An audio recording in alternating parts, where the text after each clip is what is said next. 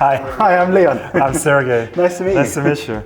Well, thanks for talking to us to our podcast.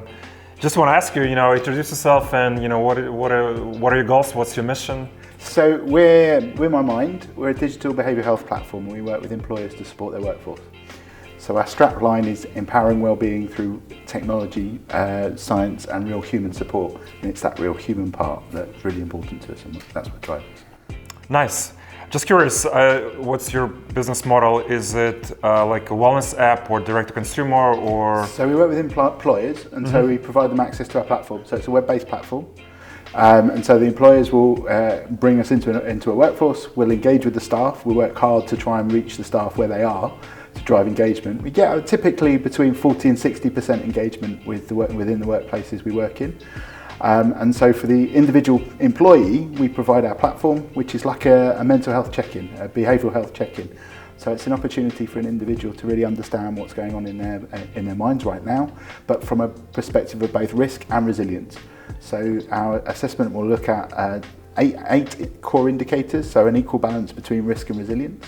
But we focus on the resilience because it's more positive. So it'll identify if people are struggling with anxiety, with depression, perhaps with what we call social relationships, but it's ostracism, how we distance ourselves from others. And it also looks at self-criticism, how self-critical we are. But we focus on the positive, so we're looking at happiness, how happy people are in general. We look at hope, so kind of do people have the agency to move from A to B to plan C? So if they hit an obstacle in their life, if something happened, are they able to then think about, well, what else can I do? How can I move forward?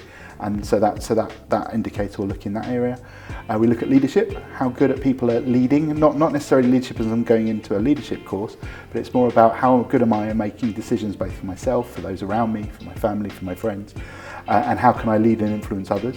And finally, personal standards, how we carry ourselves, how much effort we put into things, how much integrity we put in, how much things are important to us, and that comes across in our personal standards. So we combine that all together.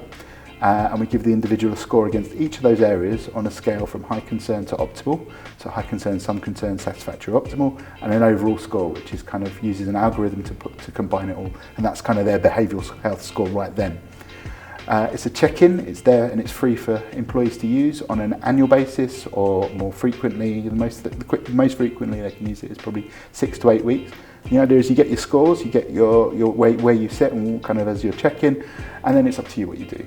So if you want to work on and improve your hope, so you link into our wellness centre, which has got all sorts of tools, resources, information to help people understand what we mean by hope, if that's the area, why it's important to our mental health and well-being, what our scores mean, and then what they can do about it. So importantly, giving people those tools. For about 70% of employees that take the platform and take the assessment, they support themselves through our platform. And that 30%, there might be signs, because we use clinical tools, there might be signs that they're struggling. And in those circumstances, one of my team will reach out to them. And they can be on a call within a couple of hours of taking the assessment with one of my team, not to provide therapy, but to help the individual really understand what's going on. So it will they'll go through their results, they'll understand a bit about their circumstance, what's going on in their lives, and try and join the two together. And then the responder's job is then to help them navigate a next step. So it could be using our tools and resources. It could be using an employee assistance program if they have one in the workplace, a health plan, going to see their GP, looking at community support or community resources. It depends on the individual. They'll then book a call 4 weeks later with that individual to say, right, they've given them the next step, book a call in. How did you get on? Was it helpful? Did you make that appointment? Did you use that tool? If not, that's great, that's fine. Let's look at something else that might be most appropriate. And that support's there for as long as the individual needs. So that's for the individual. For the employer, we then provide all the aggregate data. So we give them a really clear understanding of their workforce, things that wouldn't come up in an employee satisfaction survey. So we'll give a really good view of what's going on, but then we target, so based on the results, so the workforce might not be doing so well around self-criticism. So we'll then deliver a workshop on self-criticism in the workplace. So the idea is that we're helping the whole workforce and driving that well-being strategy for the employee. So that's how we work. I guess the last question is, we're here at the outskirts of health. Why are you here? What's your impressions? What are you trying to accomplish at this conference? So we came with an open mind.